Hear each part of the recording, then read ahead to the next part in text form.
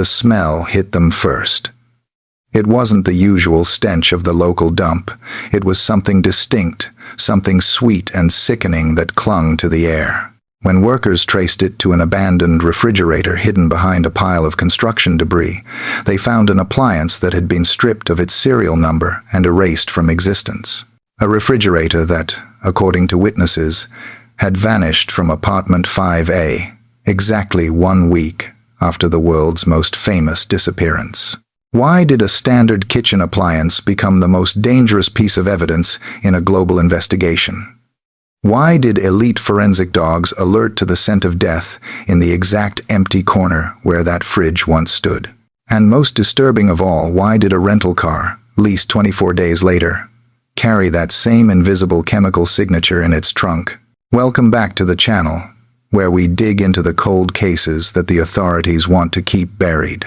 If you are new here, stop what you are doing and hit that subscribe button and the notification bell right now. Our community is growing because we aren't afraid to ask the questions that mainstream media ignores. And today's case might be the most controversial one yet. We are about to walk you through a timeline that defies logic. A story of deleted blog posts, scrubbed crime scenes, and a political intervention that reached the highest levels of government. They told you it was a stranger abduction. But the evidence suggests, the theory suggests, the answer didn't walk out the door, but may have been carried out in a white box. This is the story of the 24-day silence. This is the story of the evidence they tried to bleach away. Let's dive in. The smell hit them first. It was not the familiar, sour stench of household refuse that the workers at the local waste disposal facility outside Praia da Luz were accustomed to handling. This was different. It was heavier, sweeter, and carried a distinctive, sickening weight that clung to the back of the throat. It was the scent of something that should not have been discarded among broken tiles and bags of cement. It had been exactly 24 days since the disappearance that had turned the eyes of the world toward their small coastal town. The media frenzy was focused entirely on the resort complex miles away. But here, on the periphery, the daily grind of waste management continued unnoticed.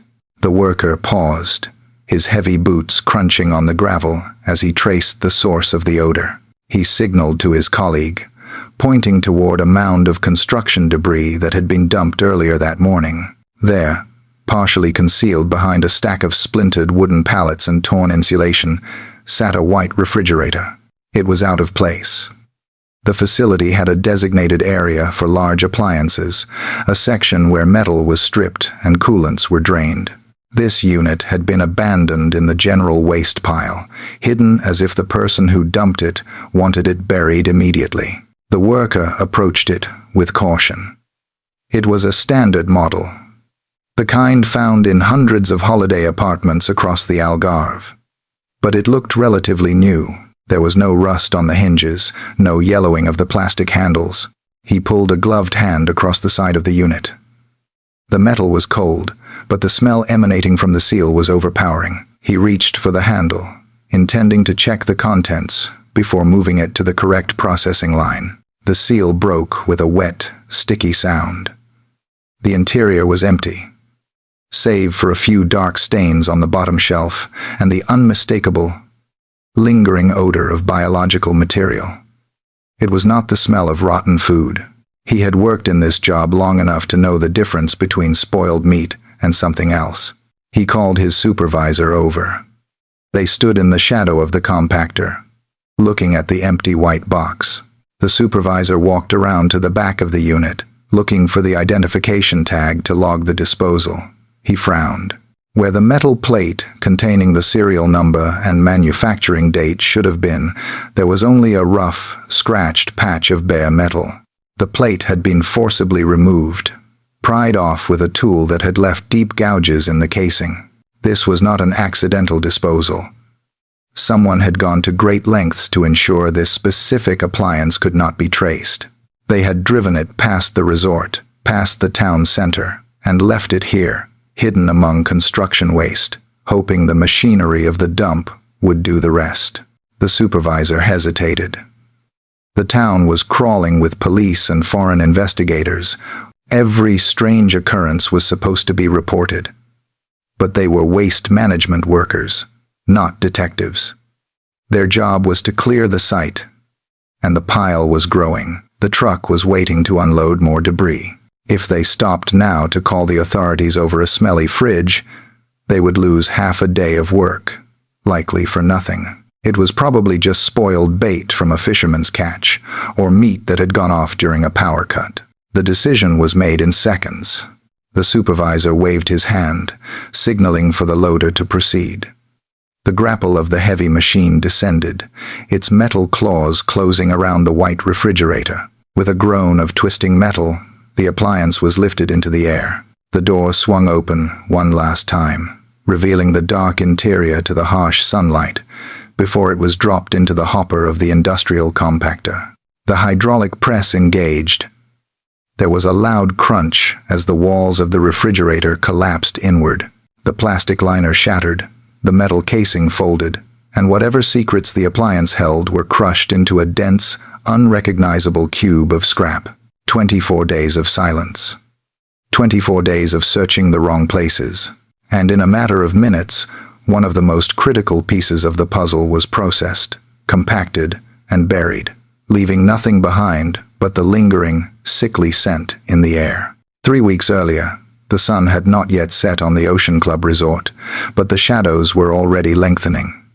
It was the evening of May 3rd. The air was cool for late spring, carrying a slight breeze from the Atlantic that rustled the palm leaves lining the walkways. The resort was quiet, suspended in that lull between the afternoon pool activity and the evening entertainment. In apartment 5A, the mood was one of relaxed efficiency. The group of 9 adults, 4 couples, and 1 widow were preparing for their nightly ritual. They were all medical professionals, individuals accustomed to order, schedules, and the confidence that comes with high-status careers. They had established a routine over the past few days, a system they believed was foolproof. They would dine at the Tapas restaurant, a small, open-air venue located within the resort complex. It was close, barely a minute's walk from their apartments, but visually obstructed. The swimming pool area and a high wall separated the dining tables from the ground floor patios where the family members slept. To bridge this gap, they had devised a roving check system. Every 20 to 30 minutes, one member of the group would leave the table, walk back to the apartments, listen for crying, or visually inspect the bedrooms. It was a plan built on the assumption of safety. They were in a family-friendly resort in a sleepy Portuguese town. The idea of danger felt abstract, something that happened in cities, not in this whitewashed paradise. At 8:30 in the evening, the group moved toward the restaurant. They left the patio doors of apartment 5A unlocked. This was a point that would later be debated, analyzed, and contradicted in countless police interviews. Was it negligence? Or was it a calculated choice to allow easier access for the checks? The parents later claimed the door was left unlocked to prevent the noise of keys turning in the lock from waking the others. The dinner began with the clinking of glasses and the easy conversation of old friends. The staff at the restaurant knew them by now. They were the large, boisterous table that occupied the center of the patio. But beneath the laughter, the clock was ticking. At 5 minutes past 9, the father from apartment 5A stood up for his turn. He walked the short distance back to the apartment. The night was dark now. The streetlights cast long, distorted shadows against the white walls of the complex. He entered through the unlocked patio door. The apartment was silent. He walked into the bedroom. The door was slightly ajar, just as they had left it. He peered into the dim room. He saw the others sleeping soundly in their designated beds. He looked at the bed where the subject lay. She was there. He recalled seeing her form under the covers. He turned, satisfied, and walked back to the restaurant. He sat down, rejoined the conversation, and the timeline marched forward. But there were cracks in the narrative even then. Another member of the group left the table shortly after to check on his own family unit. On his way back, He passed a man carrying a small figure in his arms, walking briskly away from the resort area. The man did not look like a tourist. He was walking with purpose into the darkness. The friend thought nothing of it at the time. He did not raise an alarm. He did not rush back to the table to report a suspicious stranger. He simply sat down and continued his meal. The minutes slipped away. The wine flowed. The laughter continued. At 10 o'clock, the mother from apartment 5A stood up. It was her turn. She walked the same path her husband had taken less than an hour before. She navigated the poolside, the gate, and the small patio. She stepped into the living room. Silence. She moved to the bedroom door. It was open, perhaps wider than before, though the draft from the window could explain that. She stepped inside. The room was dark, but the light from the street filtered in just enough to reveal the layout. The others were there, breathing rhythmically in their cots. She looked at the bed against the wall. The duvet was pulled back. The pillow was undisturbed. But the shape she expected to see, the small, sleeping form of the individual, was gone. She froze. For a second, the mind rejects the reality. She assumed the person had woken up and wandered into the parents' bed, or perhaps to the bathroom. She checked the other rooms. Empty. She checked the bathroom. Empty. She returned to the bedroom. The window, she would later claim, was open. The shutters were raised. The panic did not hit all at once. It crept in cold and sharp. She ran back to the patio door. She looked out into the empty night. There was no sound of a wandering person, no cry for help, just the rustle of the wind and the distant murmur of conversation from the restaurant. She ran back to the table. The scream that tore through the calm of the resort would be described by witnesses as primal, a sound that stopped the conversation at every table. She is gone. The group sprang from their chairs. The routine was shattered. They rushed to the apartment, overturning chairs, leaving half-finished meals and glasses of wine. They flooded the apartment. They searched, under beds, inside wardrobes, behind curtains. In their desperation, they touched surfaces, moved furniture, and walked over the floors, unknowingly destroying the very evidence that could have told them what happened. The police were called. But in the chaos of those first frantic hours, as staff and guests joined the search, shouting the name into the darkness, a different timeline was already being constructed. The initial statements were being formed in the minds of the 9 adults. The discrepancies about who checked when, what door was used, and what was seen began to take root. And in the kitchen of apartment 5, a standing, silent and white against the wall, was the refrigerator. It was full of food for the week. It was humming quietly, its motor cycling on and off, witnessing the panic. No one looked at it. No one thought to check it. No one realized that in the days to come, this ordinary appliance would become the focal point of a mystery that would haunt them. The integrity of the investigation was lost, not in days, but in minutes. The immediate aftermath of the alarm being raised in apartment 5A was a study in forensic destruction. When the mother ran back to the table shouting that her daughter was gone, she triggered a stampede that would make the later work of the Portuguese police nearly impossible. Instead of sealing the perimeter, the group of 9 rushed into the apartment.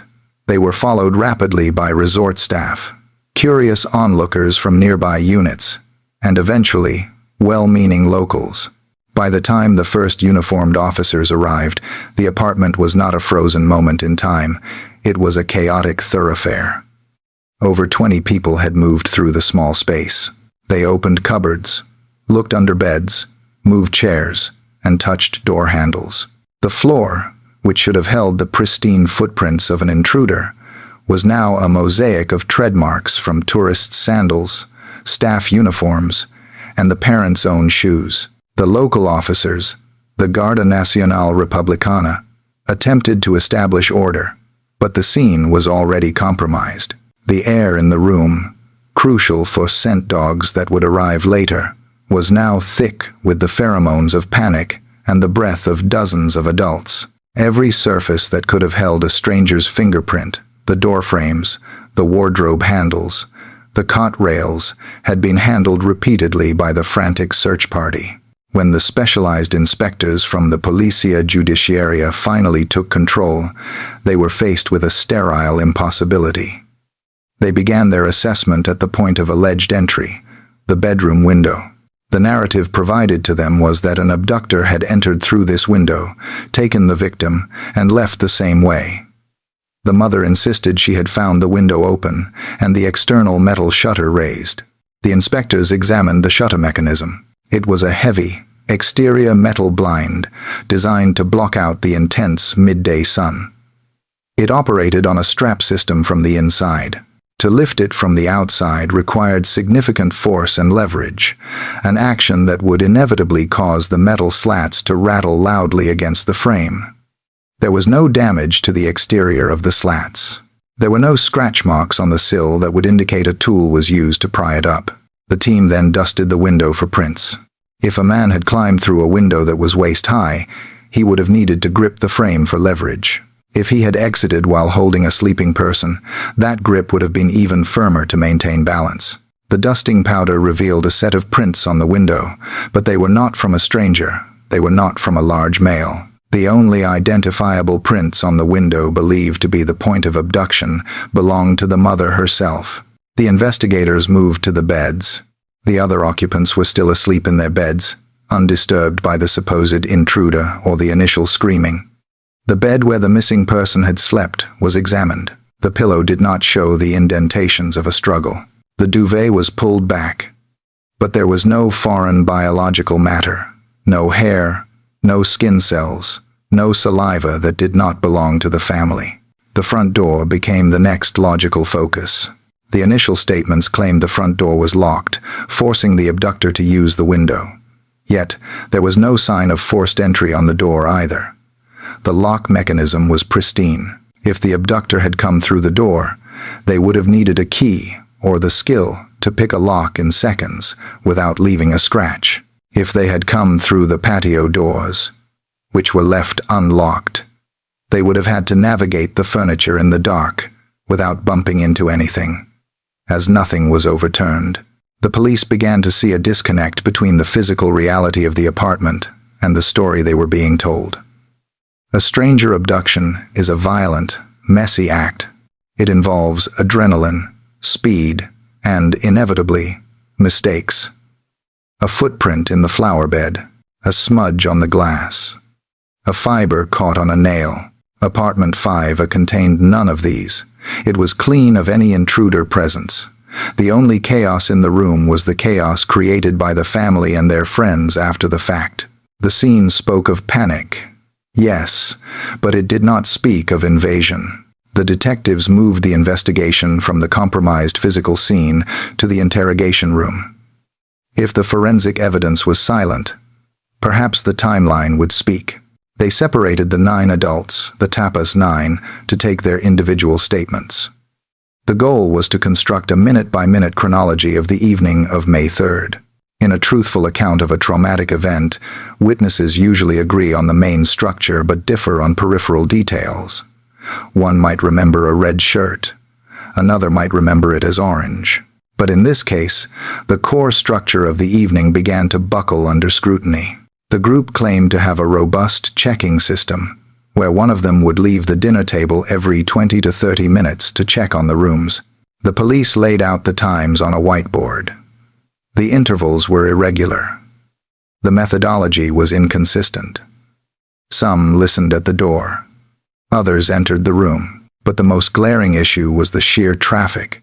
If the statements were to be believed, the path between the restaurant and the apartments was a highway of parents walking back and forth. Yet, in this window of high traffic, an abductor supposedly managed to slip in, locate the victim, and slip out unseen. Then came the Tanneman sighting. One of the fathers, during his interview, suddenly recalled seeing a man carrying a figure near the apartment complex at approximately 9:15. This was a detail of seismic importance, yet it had not been mentioned during the initial police response. The description was specific. A man walking away from the resort carrying a barefoot figure in pajamas. The detectives analyzed this statement, against the geography of the resort. The man was described as walking casually. He was not running. He was not looking over his shoulder. He was walking toward the unlit, residential area of the town. This behavior did not fit the profile of a kidnapper fleeing a crime scene with a hostage. A kidnapper moves with urgency. They move toward a vehicle. They do not stroll through a town center. Furthermore, the timing of this sighting created a paradox. If the abduction happened at 9:15, it meant the abductor was inside the apartment at the exact moment another father was conducting his check. The window of opportunity shrank to seconds. The abductor would have to be invisible, silent, and incredibly lucky to avoid the revolving door of parents checking the rooms. The most troubling data, however, came from the silent digital witnesses, the mobile phones. The police requested the call logs for the group. The records revealed a pattern of communication that made no sense in the context of a relaxed dinner between the hours of 9 and 10. While they were allegedly sitting at the table together, there were multiple calls and text messages exchanged between the members of the group. Why would people sitting feet away from each other need to communicate via phone? Was the group not together at the table as they claimed? Or were they coordinating something else? The logs also showed a burst of activity immediately after the alarm was raised. But these calls were not to the local Portuguese hospitals or the local police station. The records showed calls going to the United Kingdom, to friends, to public relations advisors, and to government contacts. The priority seemed to be information management rather than an immediate local search. When the police attempted to retrieve the content of these text messages, they hit a wall. Phones were claimed to be lost. Messages were deleted. One of the group members stated they had wiped their phone history the following day by accident. The digital trail, like the physical one, had been sanitized. The investigators looked at the window of opportunity again. It was a theoretical sliver of time that required the abductor to know the checking schedule, to know the layout of the furniture, to know which door was unlocked, and to execute the crime without leaving a single trace of DNA or disturbing the other sleeping occupants. The probability of such a crime occurring exactly as described approached zero. The timeline was too tight. The contradictions were too numerous. The behavior of the group was too coordinated in their defense, but too chaotic in their details. The police began to suspect that the timeline was not a record of what happened, but a construct designed to hide what actually happened. The investigation was no longer just about a missing person, it was about a missing truth, buried under a mountain of inconsistent statements and deleted data. The camera lens is an indifferent witness. It does not forget, it does not lie, and it does not succumb to political pressure. When the Portuguese investigators began the arduous task of digitizing and cataloging the thousands of images taken inside apartment 5A, they expected to find a static environment. A crime scene is supposed to be a frozen tableau, a snapshot of the moment immediately following the event. But as the lead detective toggled between two specific digital folders on his monitor, the immutable laws of forensic science began to crumble. The first folder contained images taken by the local police in the early hours of May 4th. The flash of the camera reflected harshly off the white tiled floors and the stainless steel sink. In these images, the kitchen was cluttered. There were half-finished bowls of cereal, a bottle of open wine, and a general sense of domestic interruption. Prominently displayed in the alcove beneath the counter was a refrigerator. It was a standard, white, domestic unit. It was unremarkable in every way, save for the fact that it was present. The detective then clicked to the second folder. These images were taken 10 days later by the specialized forensic team sent to conduct a more invasive search for biological material. The angle was identical. The lighting was similar, but the subject had changed. The alcove was empty. The detective leaned forward. He cycled back and forth between the dates. May 4th. Present. May 14th. Absent. He immediately picked up the phone and summoned the resort's maintenance director. The interview that followed was conducted with the cold precision of a man who realizes he is chasing a phantom. The detective laid the photographs on the table. He asked a single, direct question. Who authorized the removal of the primary appliance from a sealed crime scene? The director was baffled. He produced the maintenance logs for the month of May. They were handwritten, detailed, and mundane. They recorded blocked drains, broken patio chairs, and flickering hallway lights. The detective read every entry. He looked for the words refrigerator, broken, replace, or remove. He found nothing. According to the official records of the Ocean Club Resort, the refrigerator in apartment 5A had not broken down. It had not been reported faulty by the previous guests, nor by the current occupants. There was no invoice for a replacement unit. There was no record of a disposal team being dispatched. The appliance had simply evaporated. This was a logistical impossibility. A refrigerator is not a handbag or a set of keys. It is a heavy, awkward, industrial object. To move it requires preparation. It requires leverage. It requires a vehicle capable of transporting it. And most importantly, in a resort teeming with police, journalists, and curious tourists, it requires invisibility. The investigation pivoted. If the maintenance staff had not moved it, and the police had not seized it, then it had been stolen. But who steals a used refrigerator from the center of an international kidnapping investigation? The answer came from a source that had been overlooked in the initial frenzy. A night security guard, a man who patrolled the perimeter of the complex during the graveyard shift, asked to speak with the inspectors. He was nervous. He had not come forward earlier because he doubted his own eyes. And more significantly, he feared the repercussions of accusing the guests. He stated that roughly 1 week after the disappearance, during the darkest hour of the night, he was making his rounds near the block that housed apartment 5A. He heard the sound of metal scraping against pavement. It was a harsh, grinding noise that cut through the silence. He stopped and crouched behind a row of hedges. He watched as the rear door of the apartment block opened. 2 men emerged. The guard recognized them instantly. They were not maintenance workers in uniforms. They were not local thieves. They were 2 of the men from the dinner group. They were carrying a large, white, rectangular object. They were struggling with the weight of it. The guard described their movements as frantic and uncoordinated. They would take a few steps, pause to adjust their grip, and then heave the object forward again. They were moving toward the parking area, avoiding the well-lit main paths, sticking to the shadows of the buildings. The guard watched as they reached a vehicle parked at the edge of the lot. It was not the large silver rental car that would later become a focal point, but a smaller hatchback. He watched them struggle to lift the object into the trunk. It was a tight fit. They had to force the hatch down, leaving it partially secured with a bungee cord or rope. The detective pressed the guard on the identity of the object. Was it a suitcase? Was it a large crate? The guard shook his head.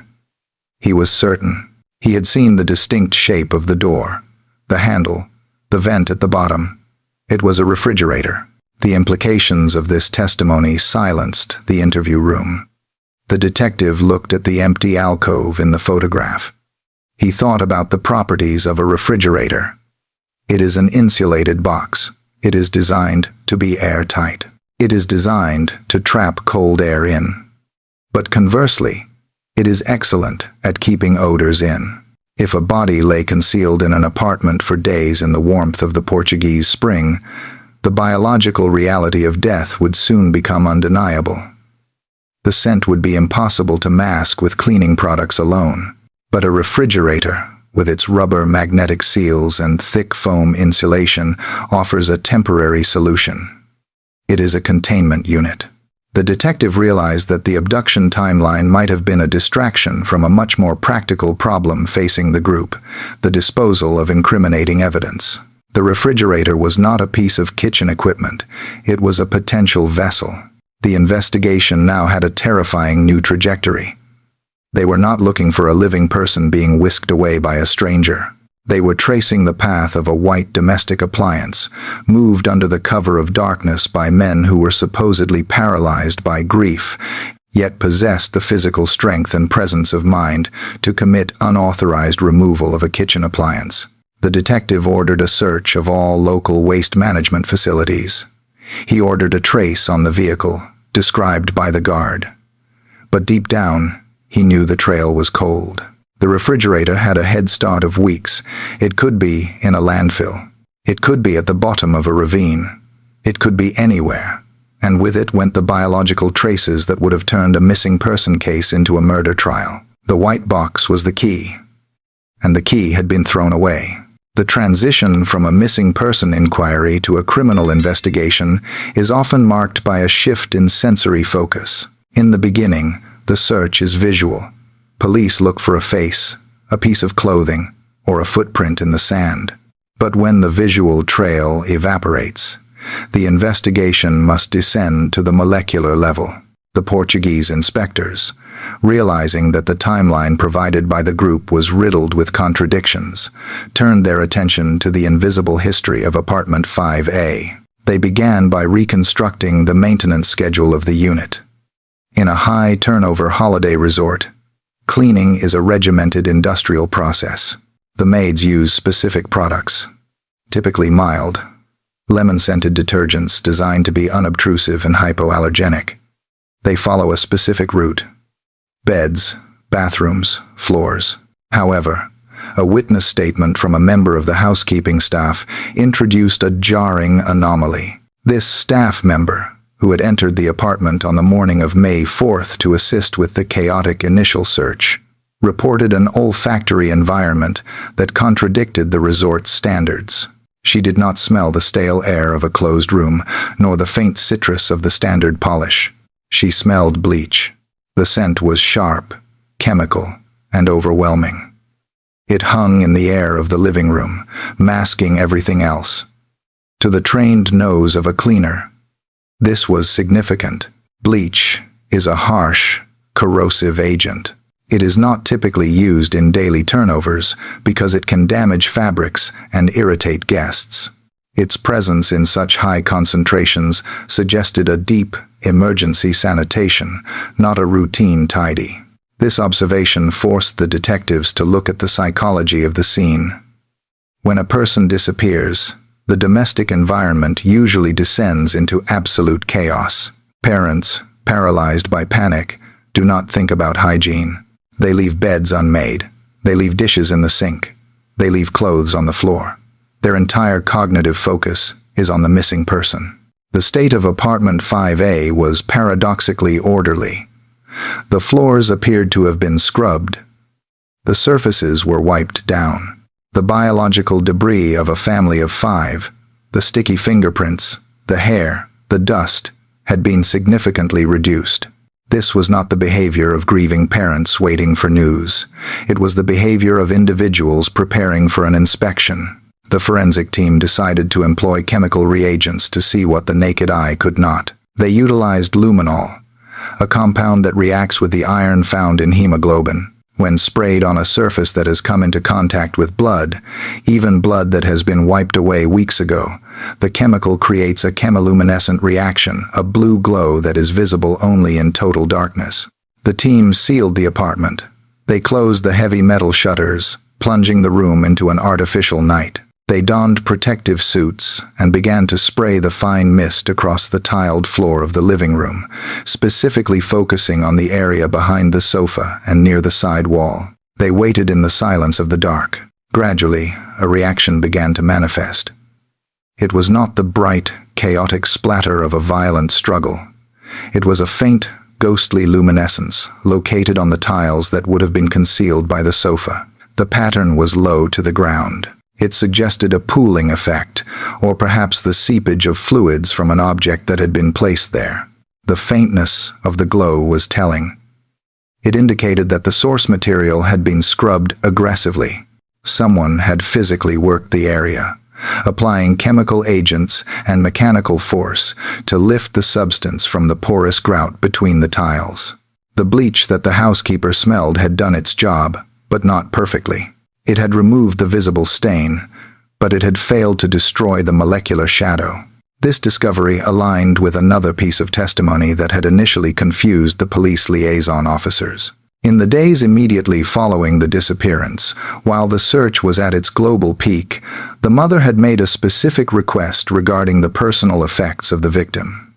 She asked to wash the favorite soft toy, a pink plush cat. In the protocol of missing person cases, the unwashed clothing and comfort objects of the victim are the most valuable assets the police possess. They contain the scent reference, the unique biological signature that search and rescue dogs use to track a specific individual across complex terrain. To wash such an item is to destroy the map. The police were baffled. Why would a mother, desperate for any lead, want to sanitize the one object that could help the dogs find her person? The explanation offered was that the toy was dirty with sunscreen and sand, but the timing was psychologically incongruous. In the midst of a catastrophic loss, the cleanliness of a plush toy should be irrelevant. The request to wash the toy, combined with the smell of bleach and the reaction on the tiles, formed a triad of erasure. The investigators realized that the environment of apartment 5A was being actively managed. The physical evidence was being systematically removed. The scent was being neutralized. The biological markers were being scrubbed. The forensic narrative was shifting from abduction to concealment. An abductor does not clean the floor. An abductor does not wash toys. An abductor leaves a mess and flees. The meticulous sanitation of the apartment pointed to someone who had control of the space, someone who had the time to scrub, and someone who understood that the greatest threat to their story was the microscopic truth left behind on the tiles. The luminol had spoken.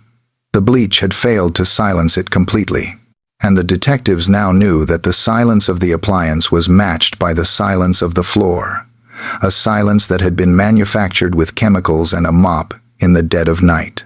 The investigation had drifted into a dangerous stagnation. The local authorities found themselves navigating a maze of contradictory timelines and retracted statements. The human element had failed. Memory was proving to be a malleable thing, easily reshaped by fear or self-preservation.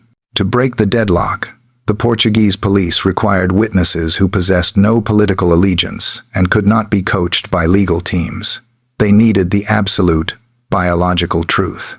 On July 31st, exactly 89 days after the disappearance, the investigation entered its most critical phase. 2 English Springer Spaniels arrived in the Algarve. They were not ordinary police dogs, trained for tracking missing hikers or chasing fleeing suspects. They were highly specialized forensic instruments, regarded as the most effective biological sensors in the world for criminal investigations. The first was Eddie, an enhanced victim recovery dog. His conditioning was binary and absolute. He was trained to ignore the scent of living humans, old food, or animal remains.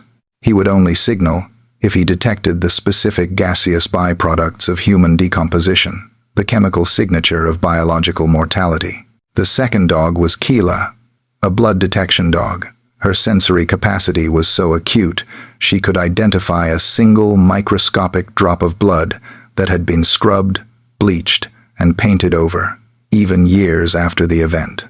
Their handler, Martin Grime, approached the task with blind neutrality. He was not briefed on the specific theories of the detectives or the locations of interest. His mandate was simply to allow the dogs to work the environment and report what they found. The entire operation was recorded on video to ensure the chain of evidence remained unbroken. The search began outside. Eddie was deployed to sweep the perimeter of the Ocean Club Resort. He trotted across the walkways, sniffed the flower beds, and investigated the parking areas. For hours, his demeanor remained relaxed. His tail wagged loosely, and he showed no interest in the environment. To his nose, the exterior of the resort was clean. Then, the handler directed him toward the door of apartment 5A. The moment the dog crossed the threshold, the atmosphere in the room shifted. The relaxed trot vanished, replaced instantly by a rigid, focused intensity. Eddie stopped panting. He lowered his head, his nostrils working the air currents with audible precision. He began to quarter the living room, moving in a tight grid pattern. He moved toward the wall where the sofa had originally been positioned, the same area where the luminol had previously suggested a chemical anomaly. Eddie stopped. He pushed his snout deep into the gap between the tiled floor and the skirting board. He froze, then barked sharply. It was a definitive alert. The handler pulled him back, but the dog remained fixated on the spot, indicating a significant concentration of the target scent. The team then guided him into the parents' bedroom. The room had been stripped of the personal chaos of that night, leaving only the basic furniture. Eddie ignored the beds. He ignored the window that had been the center of the abduction story. Instead, he moved with purpose to the built-in wardrobe in the corner. He sniffed the doors, the hinges, and the floorboards beneath it. Again, the behavior changed. He pawed at the wood, barking urgently. The scent of the target material was present here, trapped in the fibers of the closet, suggesting that something had been concealed inside. But the most chilling discovery was waiting in the kitchen. The handler led Eddie into the small culinary space. The dog moved past the stove, past the sink, and past the small dining table. He circled the room, eliminating the common areas. Then he locked onto a specific corner. It was the empty alcove under the counter. The space was a dark void where the white refrigerator had stood during the first week of the investigation. The appliance itself was gone, but the ghost of its presence remained. Eddie approached the gap. He sniffed the tiled floor where the appliance's rubber feet would have rested. He sniffed the underside of the counter where the heat of the motor would have risen. The reaction was immediate and violent. The dog barked furiously, his body rigid with the strength of the scent. He was not alerting to a stray molecule. He was signaling a major source of contamination. The dog was alerting to the ghost of the refrigerator. The implications of this specific alert were devastating for the official narrative. For a cadaver dog to alert this strongly in a kitchen, the source of the scent must have been present for a significant duration. It suggested that human remains had not just passed through the room, but had been stored there. The refrigerator, with its airtight seal, had acted as a containment unit. But even the best seals cannot contain the microscopic gases of decomposition forever. The scent had seeped out, settling into the porous tiles and the wood of the cabinetry. Once Eddie was removed from the scene, Keela was brought in to verify the findings. She worked independently, unaware of where Eddie had alerted. She moved through the apartment with the precision of a surgeon. When she reached the living room, she froze at the exact spot behind the sofa. She indicated the presence of human blood. She moved to the bedroom and alerted at the wardrobe. The dual confirmation was scientifically undeniable. Two dogs, trained to detect two different biological markers, one for blood, one for decomposition, had independently identified the exact same locations in apartment 5A. The abduction narrative relied on the victim being taken alive through a window. The dogs told a completely different story. They told a story of a body lying behind a sofa. They told a story of temporary concealment in a wardrobe. And most significantly, they told a story of the kitchen refrigerator being used as a hiding place. The police video captured the stark reality. The empty kitchen, the barking dog, and the undeniable fact that the forensic scent lingered in the exact spot where the missing appliance had once hummed. The specialists had arrived, and they had found what the bleach and the media spin had tried so desperately to hide. In the timeline of a standard abduction, the first week is a period of chaotic motion. Search parties scour the landscape, helicopters sweep the coastline, volunteers walk shoulder to shoulder through long grass. It is a time defined by the desperate, kinetic energy of looking for a living person before the clock runs out. However, the period following the disappearance of the person from apartment 5A was defined by a strange and unsettling stasis. Between the frantic initial hours of May 3rd and the sudden rental of a vehicle on May 27th, there stretched a period of exactly 24 days. To the Portuguese detectives, this interval became known as the silence. It was not a silence of media coverage. The television crews were broadcasting 24 hours a day. It was a silence of genuine investigative movement from the group itself. The detectives began to track the physical movements of the parents and their friends during this critical window. They expected to see a pattern of relentless searching.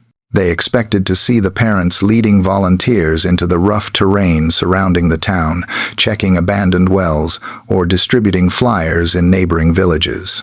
Instead, the surveillance logs revealed a pattern of static management. The group remained largely within the confines of the resort and the rented villas they had moved to. Their energy was directed not toward the physical landscape, but toward the information landscape. They spent hours on calls with public relations advisors. They organized photo opportunities. They managed the narrative, but there were exceptions to this stasis, and these exceptions were specific and suspicious. Surveillance noted that the father engaged in what was described as jogging sessions. However, these runs often took place at odd hours and followed routes that did not align with typical exercise loops. He was observed heading toward the coastline and the cliffs, areas that were treacherous and offered little in the way of a continuous running path. More troubling were the reports of a vigil held at the local church. While publicly this was a moment of prayer, investigators noted that the keys to the church had been entrusted to the group, allowing them access at hours when the building was unmonitored. The church was undergoing renovations at the time, surrounded by construction materials and temporary structures. To a criminal profiler, a renovation site offers something valuable: chaos, excavated earth, and privacy. The detectives also analyzed the phone location data during this 24-day void. It showed brief, unexplained trips to the outskirts of the town areas that were neither tourist attractions nor search zones. These were the wastelands, the zones of scrub and unfinished infrastructure that ring every resort town. Why would a grieving father run toward a cliff edge at dusk?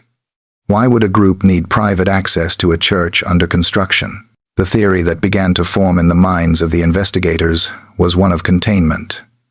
The abduction had created a problem. A body. The refrigerator in apartment 5A had provided a temporary solution, a cold, sealed box to halt the biological clock. But a refrigerator in a rented apartment is not a permanent grave. It is a borrowed vessel. The 24 days were not a time of grieving, they were a time of waiting. They were waiting for the police presence to thin out. They were waiting for the media gaze to shift its focus from the ground to the political stage. They were waiting for the biological volatility of the remains to stabilize. The silence was a strategic pause. The package was safe, hidden in the white box, or perhaps moved to a secondary, temporary location nearby. But it could not stay there. As the month of May dragged on, the lease on the apartment was ending. The scrutiny on the specific unit was intensifying.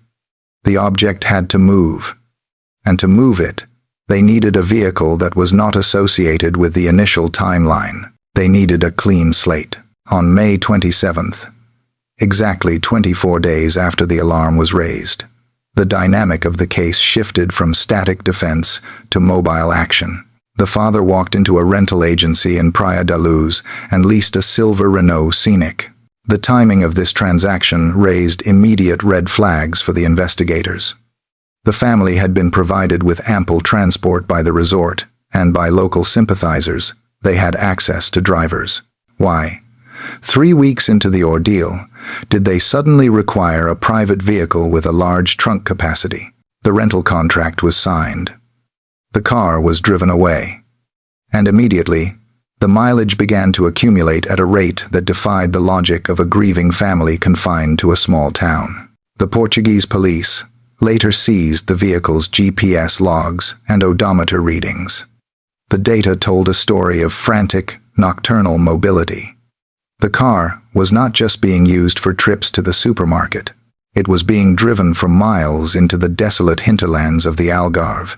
The maps showed repeated trips to remote reservoirs. It showed journeys to recycling centers.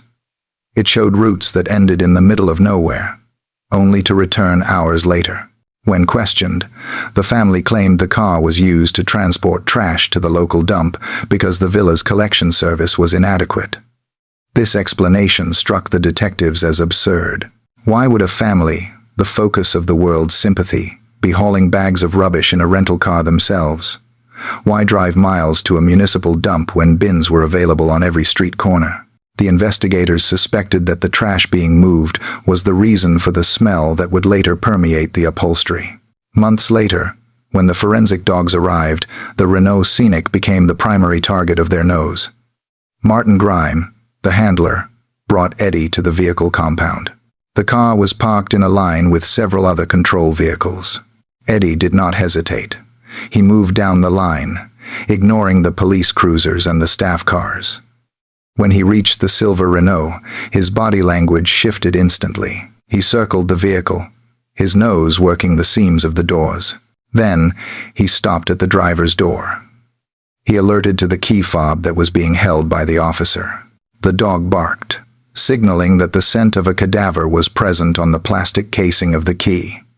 This meant that the hand that held the key had also been in contact with human remains. The handler then opened the trunk. Eddie leaped inside. He pushed his snout into the carpet of the wheel well.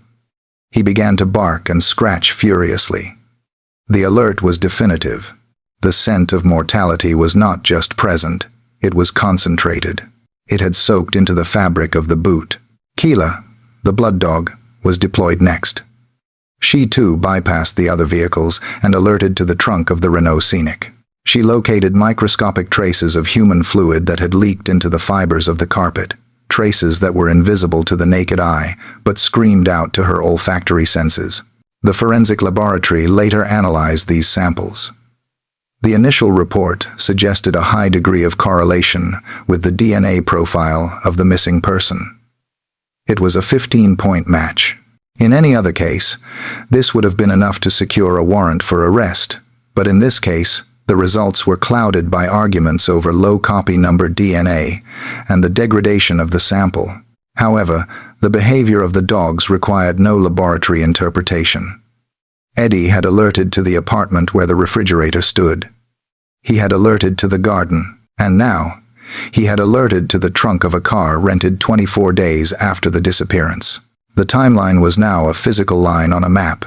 Point A, the apartment. Point B, the refrigerator. Point C, the silver Renault. The investigators realized the car became the suspected means of transport.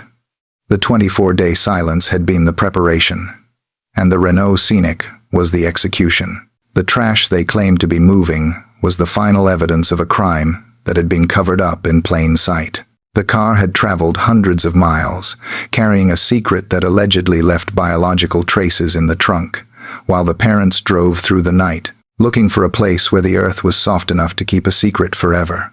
In the architecture of a crime, noise is the enemy. The perpetrator seeks silence, soft surfaces, and darkness. But the physical world is noisy. Objects have weight. Friction creates sound.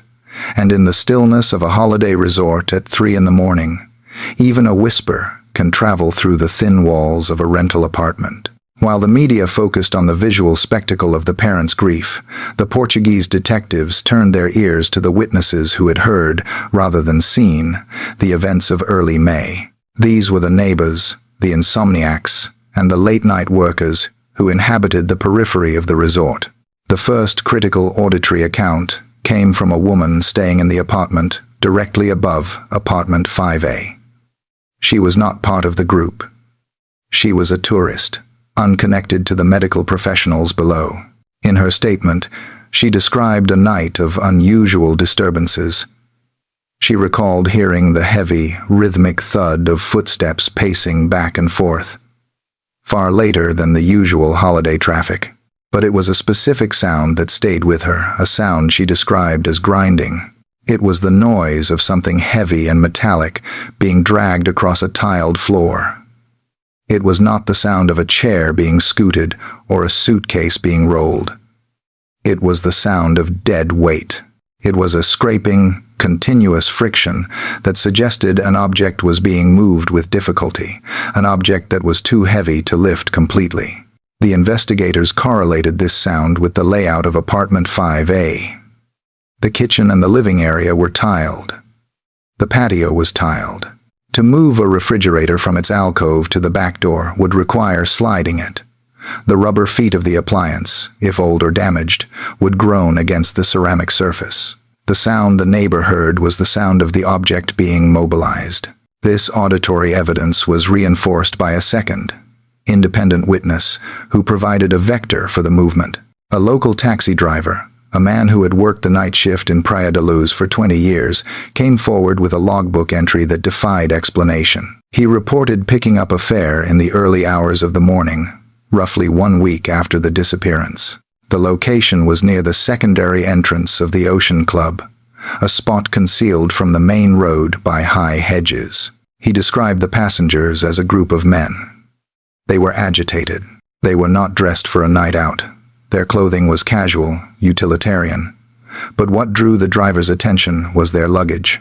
They were struggling to load a large, boxy object into the back of a waiting vehicle. Not his taxi, but a car parked nearby. The driver described the object as a large cooler or a small refrigerator. It was wrapped in dark plastic or fabric, but the shape was unmistakable. It was rigid and rectangular. The men were treating it with extreme caution. They were not throwing it in, they were maneuvering it, whispering commands to each other. When the investigators pressed the driver on the size, he extended his hands. It was waist-high. It was wide. It was the exact dimensions of the appliance that was missing from the kitchen of apartment 5A. The driver noted that after they loaded the object, they drove off toward the marina area, a part of town that offers access to the water and, crucially, to the desolate scrubland that surrounds the sewage treatment works. The police synthesized these two accounts. The neighbor heard the object being dragged out of the apartment. The security guard saw it being carried to the parking lot. The taxi driver saw it being loaded for transport. This was not a fragmented set of hallucinations. It was a linear sequence of logistical events. The sound of scraping was the sound of the initial extraction. The sighting in the parking lot was the transfer. The drive to the marina was the disposal run. The abduction narrative relied on a silent, invisible phantom who vanished into thin air. The witness testimony described a noisy, clumsy, labor-intensive operation involving heavy lifting, dragging, and vehicles. The investigators realized that the reason the abduction story was so heavily promoted was because the truth was too loud, too heavy, and too difficult to hide without a cover story. The refrigerator did not vanish by magic. It was dragged out, inch by inch, screaming against the floor tiles as it went.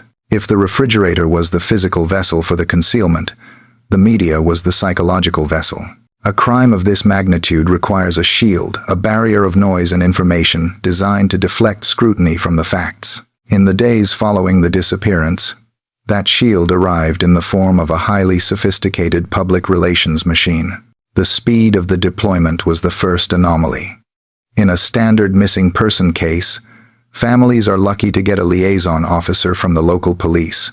In this case, within 48 hours, the group had secured the services of top-tier crisis management experts. A public relations specialist, a man who had previously managed the image of government cabinets, arrived in Praia da Luz. His role was not to investigate. His role was to narrate. The strategy was immediate and aggressive. It was a strategy of saturation. The goal was to flood the news cycle with the image of the abduction. Every interview, every press release, and every poster reinforced the idea that a stranger had taken the victim. This narrative was repeated until it became the default truth in the public consciousness. But behind the press conferences, a digital war was being fought. The investigators discovered that in the weeks leading up to the event, one of the group members had maintained a detailed blog. It was a digital diary of their holiday, posting updates about their dinners, their tennis matches, and their person ren. It was a mundane record of a family vacation. Suddenly, in late May, The blog vanished. It was not just deleted, it was scrubbed. The server logs showed that professional deletion software had been used to overwrite the data. This was not the work of a grieving parent clicking delete. This was the work of an IT specialist, ensuring that the digital footprint of the group prior to May 3rd could never be recovered. What was on that blog? Did it contain photos that contradicted the timeline? Did it contain comments about the family's sleeping habits that would undermine the deep sleep anomalies? The investigators would never know. The data was ash. The manipulation extended to the control of the investigative narrative. When the Portuguese police began to leak their suspicions about the refrigerator and the cadaver dogs, the media machine turned its guns on the detectives. Stories began to appear in the foreign press, attacking the competence of the local police. They were painted as bumbling, corrupt, and malicious. The lead detective was character assassinated in daily tabloids. The forensic science was mocked as junk science. This was a calculated deflection. By discrediting the investigator, the machine discredited the evidence. If the public believed the detective was a fool, they would believe the dog alert was a mistake. The media shield also worked to silence the witnesses. The neighbor who heard the scraping and the taxi driver who saw the cooler were largely ignored by the international press. Their stories did not fit the abduction profile. They were messy. They complicated the clean narrative of a grieving family. The investigators watched as their case was dismantled not in the courtroom, but on the front pages of newspapers. They realized that they were not just fighting a group of 9 suspects, they were fighting an industry. The spin doctor was building a wall of words around the suspects, a wall so high that the sound of a scraping refrigerator and the bark of a cadaver dog could not be heard over the deafening roar of the official story. The media campaign was perceived as a diversion. The first hid the body. The second hid the truth.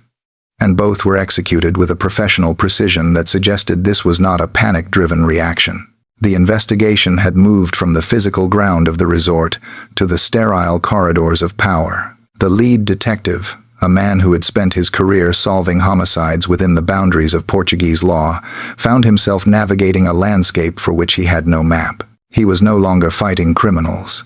He was fighting diplomacy. The turning point in the friction between the two nations came with the proposal of a reconstruction. In any complex criminal case, particularly one involving multiple witnesses and conflicting timelines, a reconstruction is the standard, non-negotiable stress test of the truth. The police planned to bring all 9 members of the dinner group back to the Ocean Club. They would be placed in their original positions at the restaurant. They would be asked to walk the routes they claimed to have walked, at the times they claimed to have walked them. The logic of the reconstruction is mathematical. If the group claimed that checking intervals occurred every 20 minutes, but the physical act of walking, checking, and returning took 6 minutes, the cumulative time lost would expose the gaps. If one father claimed to see a man at a specific corner at 9:15, and another claimed to be walking past that corner at the same second, the reconstruction would force them to confront the impossibility of their invisibility to one another. The detective knew that the timeline constructed by the group was fragile. It relied on fluidity and vagueness. A physical reenactment would shatter it. It would reveal that for the abduction to take place as described, the perpetrator would have needed to dodge a revolving door of parents with supernatural precision. However, as soon as the request for the reconstruction was filed, the machinery of intervention began to turn. The response from the legal team representing the group was immediate refusal. They cited emotional distress. They claimed that returning to the scene of the trauma would be detrimental to the mental health of the witnesses. This argument, while compassionate on the surface, had no standing in a criminal murder inquiry. Witnesses to violent crimes are routinely required to identify scenes and retrace steps. But the refusal was not just legal, it was political. The detective began to receive communications from his superiors that originated from foreign embassies.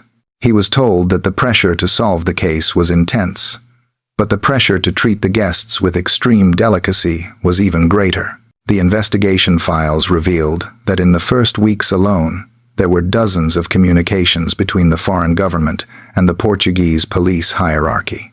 The detective was summoned to meetings where the focus was not on the forensic evidence of the cadaver dogs or the missing refrigerator, but on the diplomatic fallout of accusing citizens of an allied nation. The reconstruction was blocked. The Tapas 9 would not return. The timeline would remain a theoretical construct on paper, untested by the reality of the stopwatch. The detective realized that the investigation was being suffocated. Every time he reached for a tool of standard police work, interrogations, phone taps, reconstructions, he found his hand held back by a diplomatic cord. He was being asked to solve a puzzle while being forbidden from touching the pieces.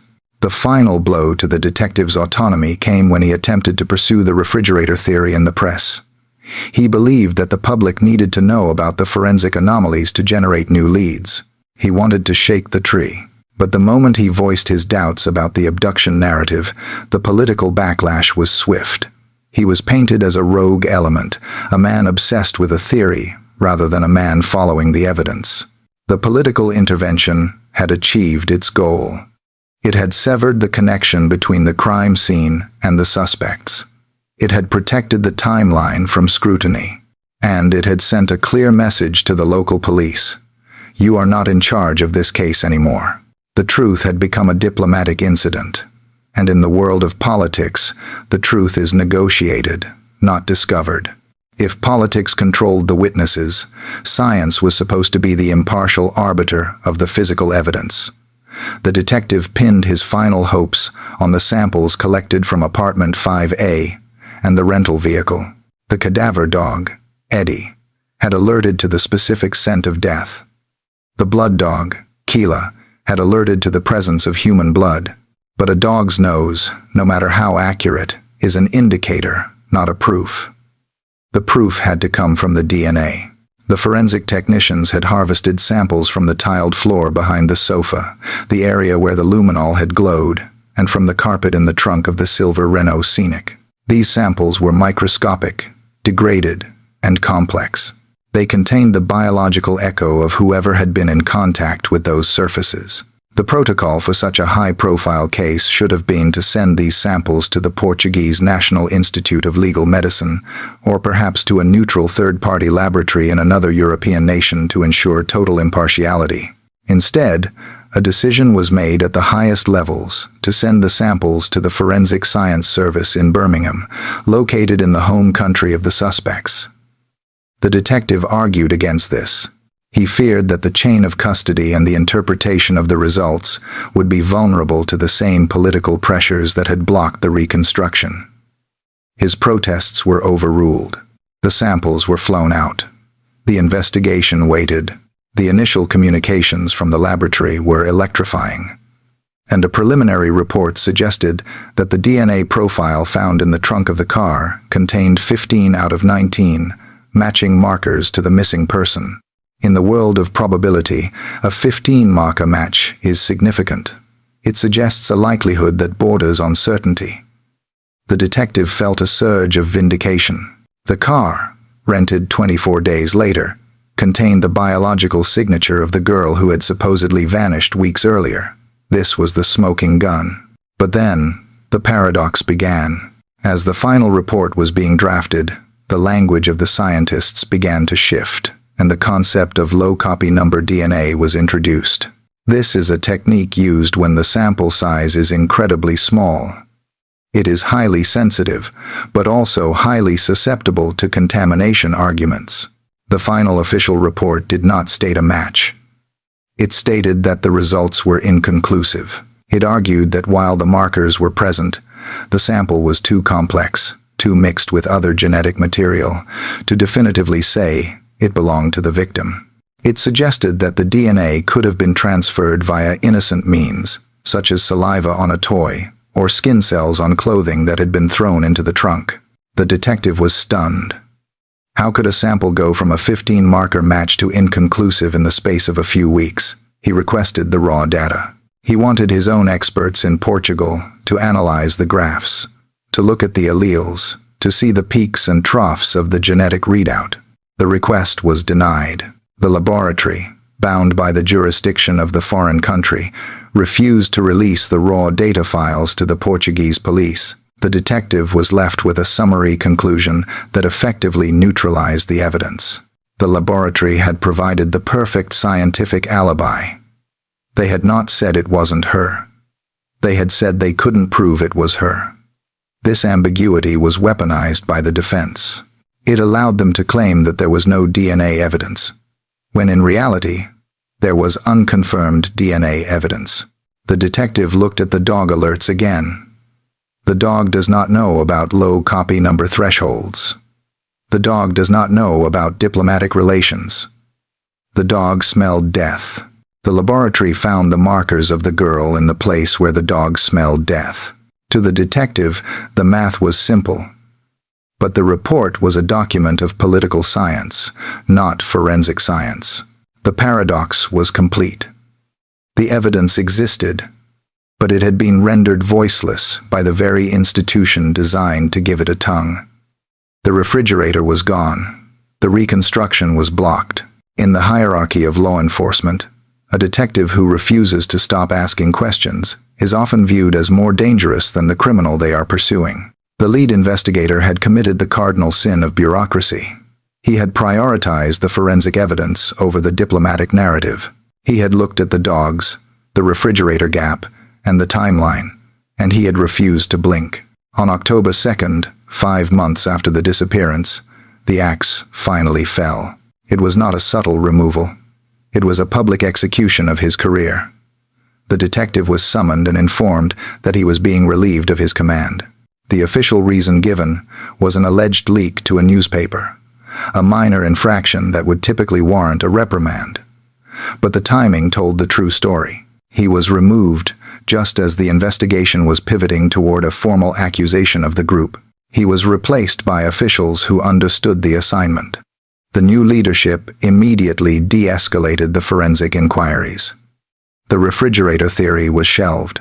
The request for the reconstruction was quietly abandoned. The focus of the investigation was forcibly steered back toward the stranger abduction hypothesis, despite the complete absence of physical evidence to support it.